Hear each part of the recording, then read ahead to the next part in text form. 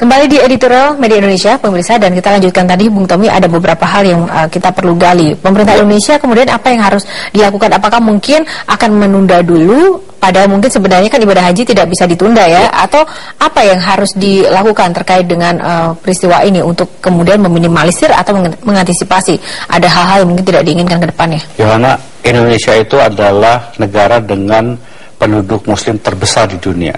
Setiap tahun jumlah jemaah haji Indonesia itu terbesar. Ya kan, karena jatahnya kuotanya 10% dari jumlah penduduk.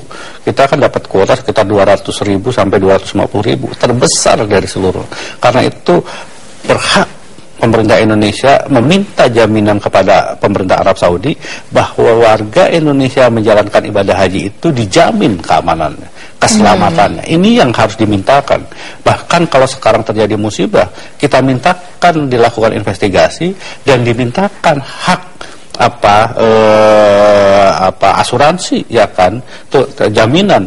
Jadi ada dua hal yang harus dipenuhi. Nomor satu adalah permintaan kepada pemerintah Arab Saudi. Yang kedua adalah pemerintah Indonesia pun harus memberikan tunjangan kepada para korban, baik itu yang meninggal dunia ataupun yang luka. Ini yang harus dilakukan oleh pemerintah Indonesia. Sekali lagi tunjukkan bahwa pemerintah Indonesia ini adalah negara yang mempunyai hak, ya kan, mempunyai hak. Karena sekali lagi pernah ada keinginan dari semua negara-negara muslim di dunia, ya kan, untuk melakukan internasionalisasi dua kota suci itu. Tetapi kan pemerintah Arab Saudi kan menolak. Pemerintah Arab Saudi mengatakan bahwa penguasa dan pengelola tunggal dua kota suci Mekah dan Madinah itu ada di tangan pemerintah Arab Saudi. Nah, karena itu permintaan dari Arab Saudi dan kemudian mereka sudah menyatakan itu, maka melekat tanggung jawab pada pemerintah Arab Saudi untuk menjamin bahwa semua umat muslim yang menjalankan ibadah haji dari seluruh dunia. Kita ingat, Yohana, kejadian hari Jumat itu ada 107 korban, 10 dari Indonesia sekitar 10%. Tapi kan banyak korban sisanya itu kan dari negara lain, dan semua negara pasti menuntut kepada pemerintah Arab Saudi bahwa mereka harus bertanggung jawab, karena memang pemerintah Arab Saudi adalah penguasa dan penanggung jawab pelaksanaan ibadah haji di dua kota suci. Ya, tanggung jawab sudah memang diambil dari pihak Arab Saudi sendiri. Jadi apapun yang terjadi ya memang harus mampu bertanggung jawab. Bung Tommy, kita bergabung dulu kali ini ke Makassar. Sudah ada Pak Darwis yang juga akan memberikan komentar. Pak Darwis. Halo. Ya, halo Pak Darwis, silakan Pak. Ya, jadi saya kira begini, kita jangan terlena dengan kata takdir itu. Kecelakaan ini harus dilihat bahwa ini adalah suatu peringatan bahwa ada ketidakberesan dalam pengelolaan jamaah haji kita. Khususnya untuk Indonesia, ini pemerintah kita harus tahu bahwa keselamatan jamaah itu bukan saja di tanah air, tetapi juga harus di tanah suci. Karena selama ini rakyat kita dicekoki dengan ajaran bahwa kalau kena musibah di tanah suci itu merupakan takdir, dan dianggap kita sudah pasrah untuk menerima itu. Nah, oleh karena itu, dengan kejadian ini harusnya pemerintah kita ini semakin memperbaiki pelayanan haji kita ke depan. Kita tahu bahwa ada daftar tunggu yang sekian ratus ribu yang menunggu untuk berhaji, dan itu nanti 20 tahun kemudian baru ada yang bisa berangkat yang sekarang ini. Dan berapa uang yang sudah dihimpun oleh pemerintah Indonesia. Dan kita lihat pelayanan jamaah haji kita bukan saja di tanah air, tetapi di tanah suci juga sangat memprihatinkan. Unsur kemanusiaan itu sangat dikesampingkan, karena pelayanan itu dimonopoli dan hampir pasti jamaah kita tidak tahu hak-haknya. Nah, oleh karena dengan adanya ini, maka pemerintah Indonesia harus memperhatikan ke depan pelayanan itu. Selain itu juga, kita minta pemerintah Indonesia untuk mendesak pemerintah Arab Saudi untuk benar-benar menjaga keselamatan bukan saja jamaah haji Indonesia, tetapi seluruh jamaah yang melakukan ibadah di Mekah itu. Oleh karena itu, pemerintah kita seyogyanya selalu berkomunikasi dengan pemerintah Arab. Jangan karena kita misalnya ditambahkan kuota kita sudah diam.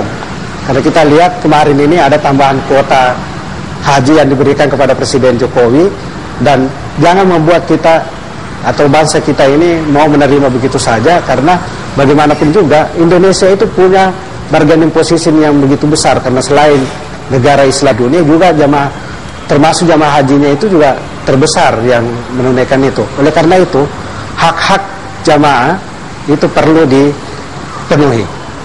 Baik, terima kasih Pak Darwis dari Makassar untuk komentarnya. Pak Darwis, ya Bung Tommy tadi ada satu hal, hak-hak harus dipenuhi, dan yang kedua memang jangan pasrah oleh takdir. Tapi sekarang kita melihat bagaimana kemudian kita juga harus melihat dari sisi para korban dan pihak keluarga. Ya. Apa yang kemudian mereka harus imani atau harus mereka terima terkait, kita tidak bisa menyalahkan setiap orang dalam situasi seperti ini ya. Tapi ada hal yang memang harus terima. Bagaimana kemudian kita harus menyikapi ini sebagai jemaah sendiri? Ya, sekali lagi kalau dari sisi keluarga, pasti nomor satu kita tahu mereka akan kehilangan. Tetapi sekali lagi ini kan musibah atau meninggal bahkan celaka karena tujuan yang baik, ya kan. Dan pasti sekali lagi pada tingkat tertentu manusia itu harus menerima juga, ya kan, garisan tangan, ya kan. Tapi sekali lagi tentunya tanggung jawab itu bukan dimintakan kepada keluarga, tetapi negara. Tadi katakan oleh Pak Darwis, negara harus peduli kepada korban dan keluarga korban. Dan karena kemudian setiap orang yang pergi ibadah haji itu ada asuransinya, ya kan, asuransi yang itu harus menjadi hak yang sepenuhnya bisa didapatkan oleh pihak keluarga. Sekali lagi tentunya tidak bisa kehilangan nyawa misalnya digantikan oleh uang, tetapi apapun hal-hal yang bisa meringankan keluarga itu harus dipenuhi oleh pemerintah. Sekali lagi ini menjadi tanggung jawab pemerintah kita, ya kan, bagaimana melakukan komunikasi yang lebih baik, menjelaskan apa yang terjadi dan memberikan santunan kepada keluarga para korban. Dan selanjutnya keluar adalah yang tadi, bagaimana kemudian mengkomunikasikan dengan pemerintah Arab Saudi, ya kan, tentunya dengan cara-cara yang elegan, dengan cara-cara diplomatik. Toh hubungan Arab Saudi dan Indonesia ini baik.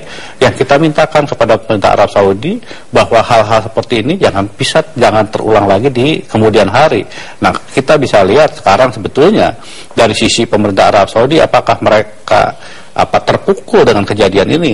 Saya melihat mereka sangat terpukul, dan itu diperlihatkan dengan Raja Arab Saudi yang datang ke rumah sakit, menjenguk para korban, dan kemudian menyampaikan rasa penyesalan.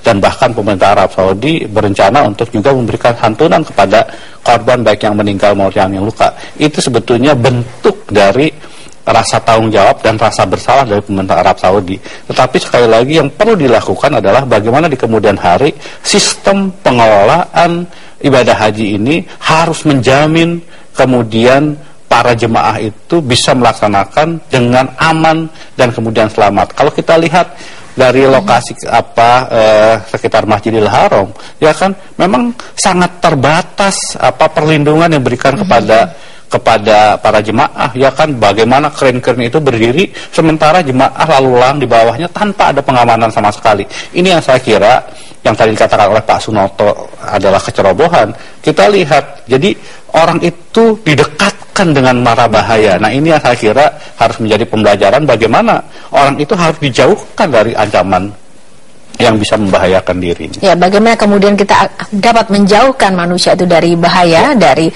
manusia yang harus berpikir juga tidak hanya lepas untuk pasrah dan juga dengan takdir sendiri seperti apa. Kita akan jeda dulu pemirsa. Bedah Editorial Media Indonesia akan segera kembali sesaat lagi.